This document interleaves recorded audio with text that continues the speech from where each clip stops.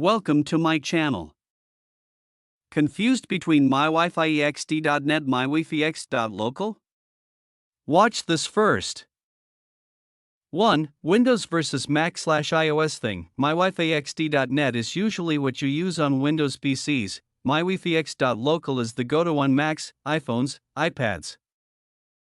2. How the browser handles it. The .net one acts more like a URL. The .local one is a bonjour thing, Apple's networking protocol. 3. What happens when you type it wrong? If you type mywifiext.net on the wrong network, you might get some random search results. If you type mywifiext.local and isn't working, you'll get a dead page. 4. Network dependency. Both only work if you're actually connected to the extender's Wi-Fi. Doesn't matter which one you try, no connection equals no setup page, but .local is a little pickier about that.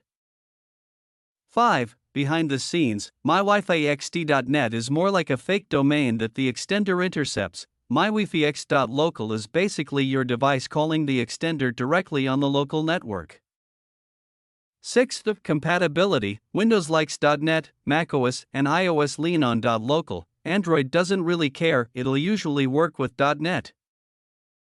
7. Error messages. With .net you might see this site can't be reached if you're not on the right Wi-Fi. With .local you might see server not found or bonjour related errors. 8. Accessing via IP. If neither works, you can ditch both and just use the extender's default IP, often 192.168.1.250.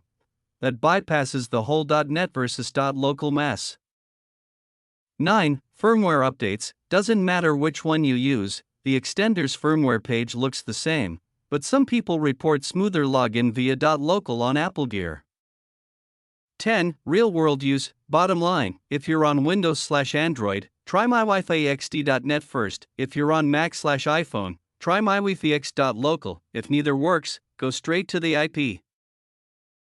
Thank you for watching.